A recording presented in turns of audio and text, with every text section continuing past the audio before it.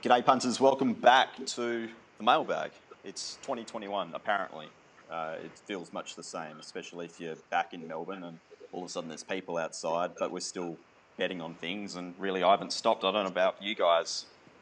It's Jack Dickens, Mark Roden and Shane Shirley up in Queensland. Dicko, I'll start with you. You've had an interesting couple of months off since we last saw you here on the mailbag.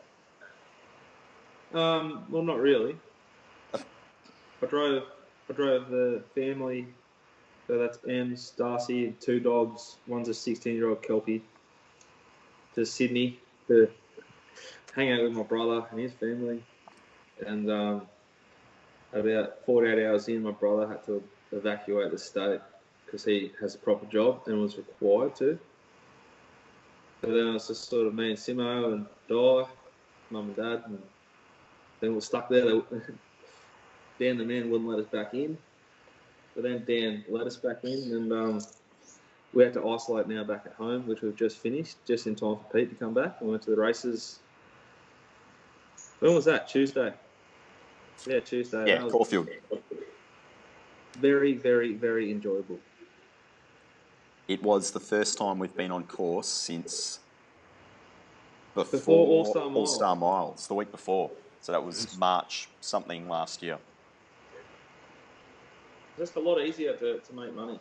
Yeah, definitely. It was a big help, I think, to both of us, just being able to be there and adjust in play, but also get some intel out of the yard, which has been difficult, I think it's fair to say, with Racing.com's coverage over the last little bit. It's been good on occasions, but it also has been very difficult otherwise. Mark Roden, the latest member of the mailbag team, you've had a couple of months under your belt now. How's it been treating you over the Christmas and New Year period? Yeah, okay, I've enjoyed doing it. Results in January have been so frustrating. I think I'm up near 100 minutes worth of seconds alone since just this year, which has made it very difficult. Not claiming all or even most were unlucky or should have won or anything like that, but they've been going very, very close and not enough have been dropping. But when you miss, you want to miss by more, so you can get those ones that are close. Because even though we're datas and numbers, you still have that sort of karma in your head, don't you? Yeah, it's very much a psychological game. So near misses do not help at all. Yeah, I think that's a good way of putting it. Curly, speaking of near misses, you've probably had more than most across a lifetime. How have you been going the last couple of months? Yeah, I've really had changed my approach this year. I drank enough alcohol to kill any remaining brain cells, so I no longer have feelings. It's been a big January. Back end of the year was really horrible on the service, and personally, I've done my arse basically. Just had a bad run, sort of October, November, and tweaked a couple of little things during December and backed off a little bit with the stakes wise, and I think that's helped a lot. Just a bit of a reset and a refresh over Christmas, but kept punting and kept watching because I didn't want to take my finger off the pulse. Just become a lot more selective, and I've hit the ground running this month. It's been really strong, but just try not to force too much, and just being really happy with a bet, whether it gets beat or not. I'm not too focused on starting prices or anything like that. I just want to just more taking my time and betting late. Like Eagle Farm today was a great example. Might have had 4 bets and had a winner in a couple of seconds just by watching the track and reading the play and knowing where you needed to be and where you don't need to be. And particularly in summer and months in Queensland, where you get that variable weather and you can get rain during the day and whatever else. I just sort of backed off a little bit, going too hard too early and bet more during the day, and I think it's been a good move. So you feel like if you focus a little like on a few sort of less total races, there's a big edge there in just having the time and energy to just pick apart less. Yeah, I think so. Still, the process is still the same, but I'm just not diving as deep into some races where there's too many question marks, around map, and then you look at the pricing, and you've got a horse that you like, and the market's found it as well. I was just sort of happy to let that go, more so than to try and force a bet just for the sake of backing a winner. I think it's been something that I've given a bit of consideration to for the last couple of months, and trying my best to execute on it. Certainly not excellent, certainly not the best at it, but just trying to get better at it. Yeah, I mean, it's just not logically possible that you've got an edge in every single race. You do have to cherry pick to some extent at least. Yeah, sure. And then sometimes I just think, like when something's off the map, the variables in racing, the great unknowns, we don't know what happened at the stable last week, whether the horse might have hurt itself and, put in a bad run last start or whatever else. But you still got to give some credit to the market. But do you not reckon right now you have to give as little credit to the market as, say, ever in the last 2 years? In New South Wales, I would say yes. Big drifts are not. I mean, New Year's Day or New Year's night, the horse called Bergen went up $3.20 and was $12, $13 when they jumped. And it's we talked about this horse. Yeah. Was this the horse that they nommed a few times? Yeah, and they were waiting for a dryish track and they got one. Yep. Anyway, $3.20 to $13 when I was growing up means the jockey's going to jump off. This thing was straight into the 1-1 and won by about 2.5 lengths, like the 9 to 4 chance everyone thought it was originally. Yeah. So, and it's not the only. I mean, a lot of drifters lose, but a lot of short ones are getting beaten, and big drifts are not something to be terrified of in New South Wales, at least. Yeah, it's the same story in Victoria. Like Dosh on what day did we say? Tuesday, was it? Yeah. I think so. Tuesday. It was just so soft, so soft, and it was a leader. So my natural instinct is like, well, this thing's probably not going to lead. It might miss the start, and it just jumped on the bunny. It was a big performance. There's a stack of them. Yep. I think that's probably a conversation we'll have at some point in terms of, is that purely because a lot of people are using the same level of data, they're finding the same horse because it's the map or something like that, or it clearly just wasn't suited last start and he gets a positive switch. We'll go into that in a little bit more detail over the coming weeks, just trying to pick apart how we're doing the form and finding angles, and as Curly said, what it means if you're actually betting SP in this day and age. But for today, we're just going to quickly jump around the country. We're going to preview a couple of races between us, and we'll just see if we can find a few winners. Just get off to a good start and just get ourselves back into the swing of things. So, Mark Roden, I'll start with you in Sydney. You're looking at Rosehill Race 7 to start us off.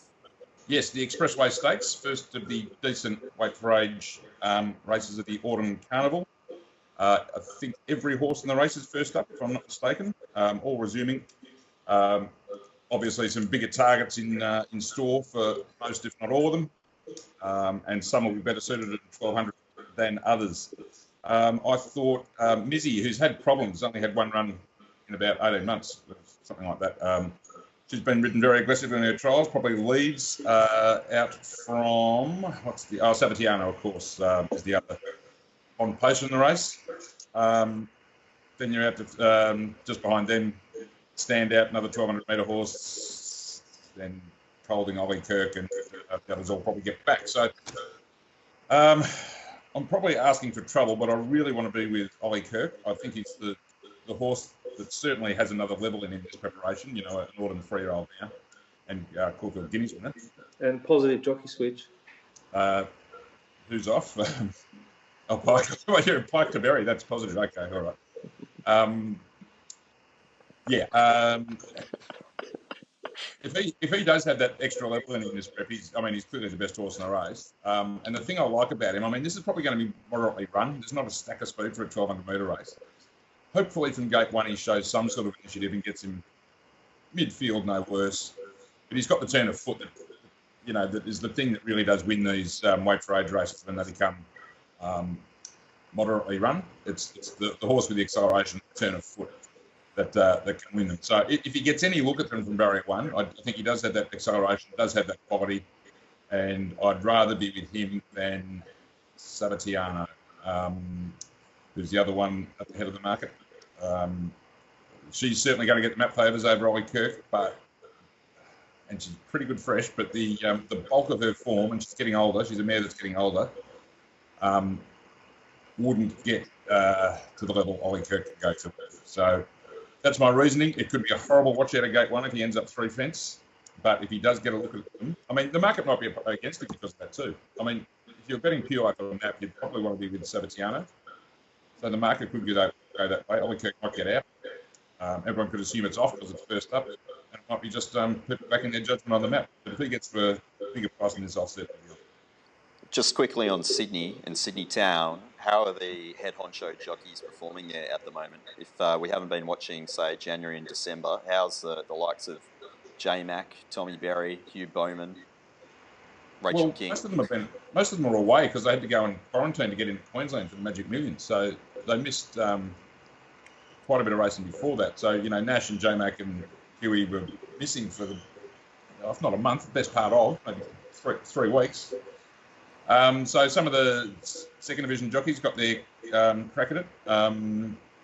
Statistically, J-Mac's going fine. I'm not sure if Nash has ridden a winner in town anyway since he got back.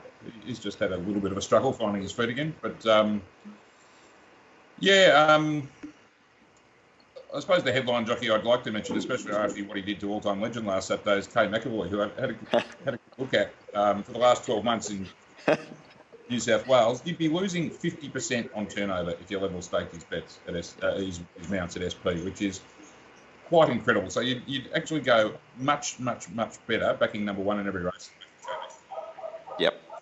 Current season so far, 302 rides at 27 firsts at 8.9% win. And he's just been holding steady at 8% for the last 12 months. There's been no fluctuations.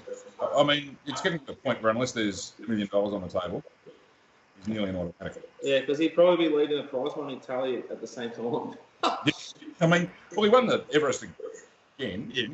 Yeah. I mean, he's got more money than God. He doesn't need to worry about a benchmark 72 on a Wednesday, does he? No. Well, I think that about all of them. Like, how much must you love cash? Yeah. Or don't have a hobby, hate golf. Well, most of them love golf. They've got 20 houses. Like, isn't 20 enough? Yeah. I wouldn't be going on the back of like a show horse.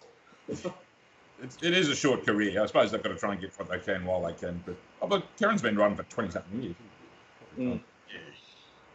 No, it's probably another $5 million or $10 million race for him to come. Anyway. Or he can continue to play sort of second string movie villains in biopics. You also wanted to touch on Rosehill R8 though, Mark Roden. So just briefly, I won't go into any depth on this one, but it's a race I'm interested in, and I'd be very keen to hear what Rob has to say from the yard, because there's a very smart horse, and it's called Mount Popper from the Hawke stable. He's first up. He took one run to peak last time. He had a run 1400 in Melbourne, and then he came to Sydney and absolutely dominated the 2,000 metre race on a wet track. The track will be at least somewhat rain affected on Saturday. Very soft trial. 1500, I think if they can make ground fine for him first up, I think he's a horse with a stack of ability, can run great sectionals. And if he looks even remotely forward, I'll be with him. But it's a pretty good race. Frosty Rocks, who's had his Magic Millions campaign, and some others are there, so he won't have it all his own way. But I think he's potentially a group horse. So, might be able to get away with an 88 first up spot, not being fully rounded. But Rob's views will be critical. All right. Well, we will be bringing on Rob Scurry to say a little hello towards the end of the show. But Mark Roden, thank you for joining us. You've got to jump off, so we'll bid you adieu at this point. And we'll speak to you next week. Excellent. I'll speak to you then. Thanks for having me, and I'll be on my way. Good luck with the rest of the show. All right. Go well. Mate. Welcome to the show, Rob Scurry. Scuzz, it's great to have you on board. Obviously, you've been just kicking goals while we've been off air for a couple of months. Recap the Christmas and New Year period for yourself from a racing point of view. Pretty good. Had some good and bad days. As we always do, ups and downs. I got square with Warwick Farm. Had my first win there in a long time, which was great. Had a good win at Newcastle on Boxing Day with my mum. Yep, that was good. Couldn't miss that day. And then we can talk about all-time legend. Just blowing up my brain. You know, the anniversary went past of my 5-unit play on him as a maiden on Australia Day last year. Yeah, that was a great one. Lowest ebb of my punting career outside of naturalism '92 with my old man when the jockey fell off. Jack Dickens called me up and said, "What are you doing, mate? 5 units on a maiden." Like, Jack, looks like a proper horse to me. It's what I do. I try to back my iron, don't I? You know, I thought this is a proper horse. And anyway, we exacted the other way with his second pick, and it couldn't even run second for me. Anyway, turns out to be a good bloody horse. Anyway, I brought him up. It's been in my brain for a while, that horse. 8 starts, 5 wins, 3 bets for me, all losers. Not like that ride on from Kieran. I guess we've covered that. Yeah, it's actually already come on the show. So. You've already mentioned that. Well, he also rode on the same day the number 5 in an earlier race, which I had 5 units on that ran, got beaten by the Snowden that was horse. A shock.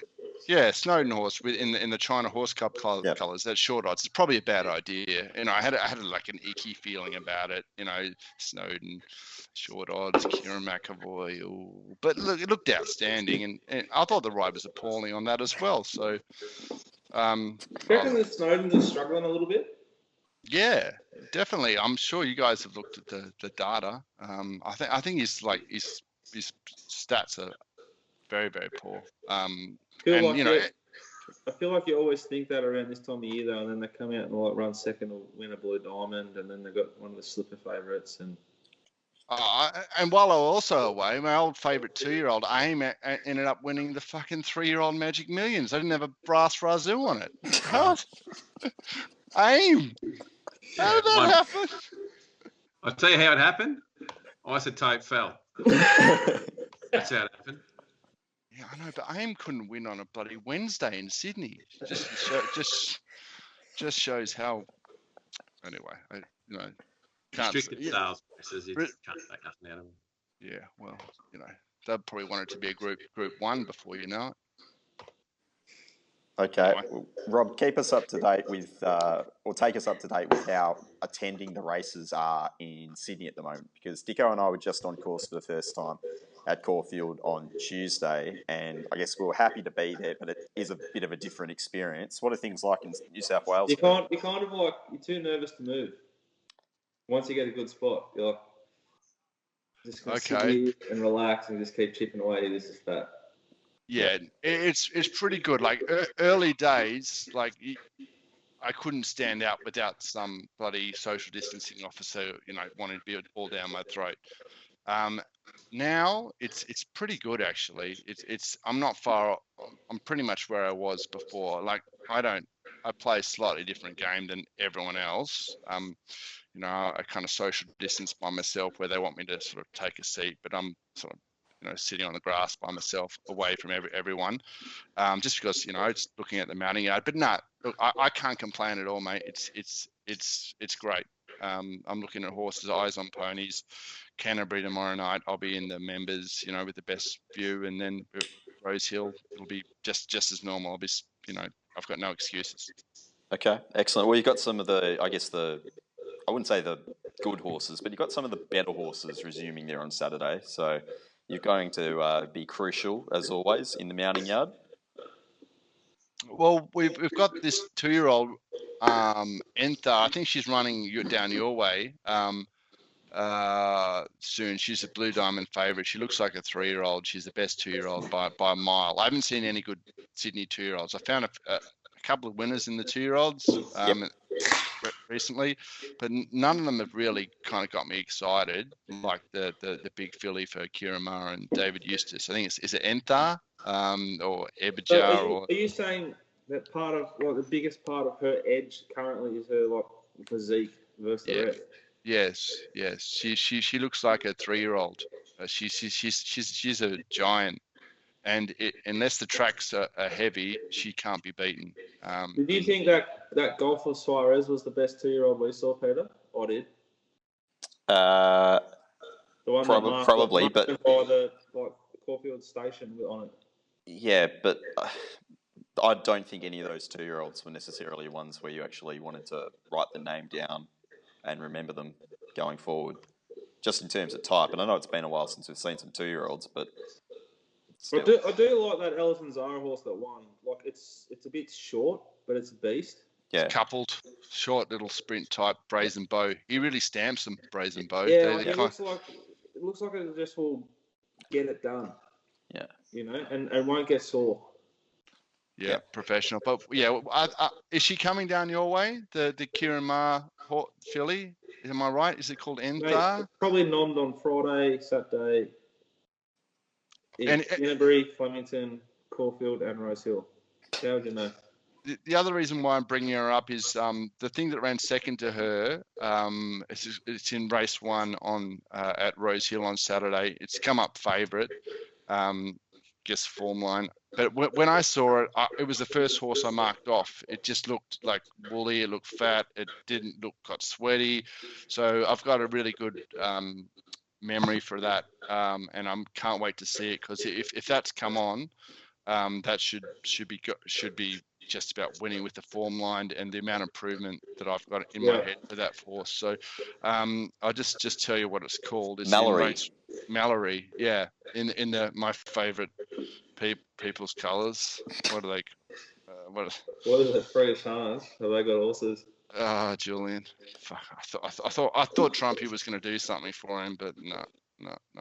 No, Mallory. I'm talking the billionaire who just does everything for racing, Masara, in the flying spur colours, in the gold and black checks. Miss Finland. We'll head up to Queensland, Curls. You're looking at the Sunshine Coast Cup. Yeah. Is that right? Sunshine Coast Cup. All right. I'm not sure whether this is the like the last hurrah for any decent race in Queensland a few months or what. Jeez, you're looking good. You are looking so good, like sunned. A little bit of growth. Jeez, I'm popping through, just owning it. I haven't had a haircut for a while, and I'm not having a haircut until I'm 90 kilos. Is the deal I have with my PT. So it's been a big summer, a big winter, whatever it's called, summer. So I've got about 9.5 kilos to drop. I might have the pod done though by the time you get here, so you might have to, one on the house. Yes. Anyway, back to the racing. I'm a bit scared here because this just looks too obvious to me. Like, this looks like Emerald Kingdom leads and wins, and it's $4. Like, why the fuck is it $4? Its last 2, it's raced on speed. It got touched off by Soxagon, who was airborne, and 2 back, and then last start again. It and the stablemate sort of half went quick, not overly quick, but on speed, and just got run down late again. It does go up 2 kilos. That set weights and penalty race. That was the race that the winner goes to the Magic Millions Cup. Soxagon ran enormous in that Magic Millions Cup last start. So the form line just ties in beautifully, and doesn't look a lot of speed on paper. You might get a little bit of pest speed, maybe a horse like Awesome Pluck from the wide gate might have any other option but to push forward, but that's fine. It can sit second or third. Looks the class runner. It's only early. There's a talk of a bit of rain around, so I can't really dive in too early, but geez, it looks the winner all over the winner. This is just like a perfect race for it. And Rod rides, Curly. How's he sort of going, settled in? Thoughts on him as a bet? Obviously, you're not that worried by him. No, I'm not really worried. I mean, yeah, I don't know. I suppose they're all the same to me. If Andrew Mallion was on it, for example, who is a bit more timid of a rider, would rather grab hold and take a spot and then come wide and let him run home, look, be a different story. But Rod can sum up tempo. There's a few jocks that he just couldn't touch. Like, if the fence was off and this had a different jockey on that doesn't believe in bias and it led the fence, well, you're dead, right? You see it week in, week out in Queensland. You saw it today. It was plenty of examples today, week in, week out. So what I'm saying, yeah, Rod's smart enough. It's not really a switch. Luke Curry rode last start. You know, it's fair. It's just, it just ticks plenty of boxes for me. It's tough. It's on speed. It makes its own luck, and I think it'll be very hard to beat. One at odds, which if we do get a little bit of the forecast rain, and I suppose even if it's not, the Sunny Coast track's not really hard anyway. If we do get the rain, I'll double down, go for the double scoop here, and bank a Victory 8 as well. It's currently around about $30 odd. It'll just be tucked away, sort of midfield fence. Horses going super, was really good on the clock last start. Sort of a little bit, maybe a run below a horse like Emerald Kingdom and the horses that Emerald Kingdom has been racing against. But on its day under the right setup, it can certainly, run into the money. So the more rain we get, the better chance I think it is. Has got a good record there at the track, and has had a couple of wins second up. So give it a good chance at odds. All right. Keen to... And at the same time, Kells, you've also got Gold Coast Toowoomba on Saturday plus Gatton on Sunday. Yes. Is there anything happening tomorrow being Friday? Tomorrow's Rockhampton, so we'll give that one come up. One did come up. I'll just see if the price is still there in the morning.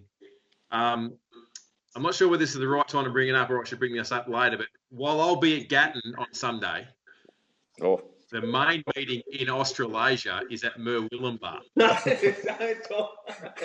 We spoke about this. Watch the deep dive on Monday. There will be an update. We may have a horse which may be having its first up run in its Everest campaign. So that's enough. The things are going to go off so quickly. I was going to say, did I miss something? Everest campaign, jeez. Settle down, you two. That's what Ross reckons we're going to Everest. You can't fly overseas. All right, get into it, Dickens. What are we looking at Caulfield? You've got rapid racing. Do you want to preview anything from Flemington? Are you ready for the silks? Are they wearing the same silks this time, or are they wearing their normal silks? I don't know. I doubt they would. That was a fucking debacle. Is rapid racing? Is rapid racing? Like if you just sat there and we had I had the right strategy for it last year. It was like we're just going to pick a few horses that we like that we think will win, and if they run big races, just watch them, and you might get blessed with one of the callers or another in-player guy just like picking the wrong horse because they were on the wrong silks, and it happened twice. Is this rapid racing? Is it aimed at like a younger generation or something? It's like 2020 for racing, mate. Yeah, so like aimed at the younger generation, come in quick, snap, race, have a good time. I think there's only 7 races and they're all down the straight. I've got to laugh because if you weren't born in the 1970s, you wouldn't know who Kevin Sheedy or the other coach, Dennis is. Like what? Hey, he's a Derby winning trainer, mate. Yeah, they're 80 years old. They were playing back pocket for fucking Coburg in 1937.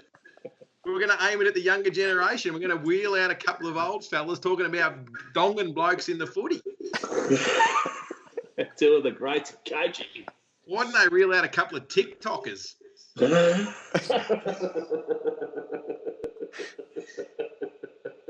It's so smart. You're right. You're 100% right. Hey. Sorry. But they'll make it all about the participants and the usual story. Anyway. City versus country, and we've got a coach that's coaching jockeys in an individual sport. That'll be fucking good. Perception. Anyway, cut that out because I'm trying to be a new man this year. That's staying in and play on advantage. Dickens, Caulfield. Yeah, you and I and the rest of the team are going to the rapid racing. So we'll have Mounty Mark and Pete and I from Flemington. I want to talk about one race at Caulfield. It's race number 3, 800 metres. Some nice horses here, or some nice horses, but not many. The most progressive and exciting horse by a mile is number 8, Great House for Waller. Damien Thornton rides. Drawn barrier 6 at the moment. Probably see a scratching, might go into 5. Curly knows this. That's the perfect sort of draw for a Waller horse. It's had one start in Australia, and it's one start. It was very, very good. As good as it could have been with the race shape. I marked it to back at next start. Stoked with the race they've picked. They've gone from 1600 only to 1800, haven't jumped to 2000, which I would have been tempted to do the way it hit the line. I think 800 metres is ideal. I think barrier 6 is ideal. I think 440 is a gift. There's a few here that are going well, like Hasseltoff in particular. Huntley Castle, barrier 7 okay, often get a great price. Same with 5 Kingdom. The rest, like, a bit numberish, not for me. This horse could be pretty good, you know, and this race is not that good. I think this is a great opportunity to really bet hard. $4.40 is a great price. Race 3, number 8, great house. I was just trying to find Caulfield there on Dynamic, but it's not on there. It's because it's called. Let's not have to edit the whole show, Peter. It's called Anti-Post. Anti-Post. They're racing Anti-Post. No, they're actually just racing at Anti-Post. I had to go on my phone and like. Yeah. Oh, it's Anti-Post. Yeah, it's listed as Anti-Post Caulfield. As I speak, 440 is available across a number of plastics. I think it's a great price. Yep. All right. Speaking of plastics. Sorry? Speaking of plastics. Yeah. I see a question on Twitter asking, where's Walshy? I saw it. We saw him on track on Tuesday. Happy to report Jonathan's now the father of 2 beautiful girls. But not more importantly, but very surprisingly, he's in good order. Really? Parading well. I was fearful that he might have blown right out in the lockdown, but he also knocked back a free lunch, so tells me dieting, but looking good, sounding great, looked well. He was smiling as well. It was quite strange. Yeah, it was weird. Yeah, he was way too happy. I'm going to quickly touch on Ascot, and this is going to take all of 38 seconds because I've done 6 races so far, and 5 of them I've found the market, which is just wonderful behaviour. So I'll go to a 2-year-old race where clearly the market is going to be less accurate. And I can't have this Pike Simon Miller thing, $2.50. They're taking the blinkers off second start because it just didn't go any good first start. It wasn't a pretty fast run race for 2-year-olds, it must be said, but it still went pretty shit house towards the last 200. Talk About You was a first starter, was meant to be in the same race, was scratched at the gates after it went through the gates and went for a little bit of a run. I'm pretty keen on that horse, and I think it will start closer to favourite, if not favourite, for Marty Allen and Chris Parnham. And the other horse in the race that has kind of been found, the market hasn't really missed it, but I think we'll get a better price on the day, is My Dilemma for Lactar, Romilly and Brock Luthwaite. It will be sad when Lactar heads back to Mauritius because he's been kicking ass in WA. He's been making a lot of the jockeys look pretty second rate. So hopefully, is he seriously leaving WA? So he was meant to. I believe his visa. Don't sack me if I'm wrong here, but I believe his visa actually came up and expired while COVID was in progress in May last year, and I think he's only got a couple of weeks, if not maybe a month or 2, left in WA. So hopefully, he can just knock off a few more winners for us. I don't know, but you doubt that Mauritius is handling COVID as well as WA. That's shit news for him. WA, Wester's best land. You catch up with Lactar in your travels over to the west? I can't remember. Might have. What about Keshaw Durun? You see him over there? Yeah, I probably did, girls. I probably did. I saw a lot of people. I also did not see a lot of other people. And if people have been following my service, they would also realise that certain days could have been bigger if not for a few nose results. And it's probably a good thing they weren't much bigger for my own health and safety. So it's good to be back. I had a similar experience at the Gold Coast at Magic Millions week. I've probably run into a few people too. I just cannot remember it. Yeah. What about Isotope? Oh, Same answer as Pistol. If it had a fucking one, I mightn't be here. It was the biggest bet of the day for the service. Plus, it was in every dirty, filthy multi. Geez, geez, wasn't it a tragedy? All's well that ends well. Exactly right. Got another day. What else we doing? That's it. Guys, it's been great. We'll catch up next week. It'll be a little bit more formal, a little bit more official. Well, actually, probably not. I don't know. This is enjoyable enough. Anyway, give us feedback, questions, all that sort of stuff. We will be doing more. This is the unofficial start of the year for us. We've probably had too much time off and need to start working properly again. So, guys, I'm looking forward to the next couple of months anyway. Thank you, Peter. Thanks, guys. Thank you, Mountain Goat.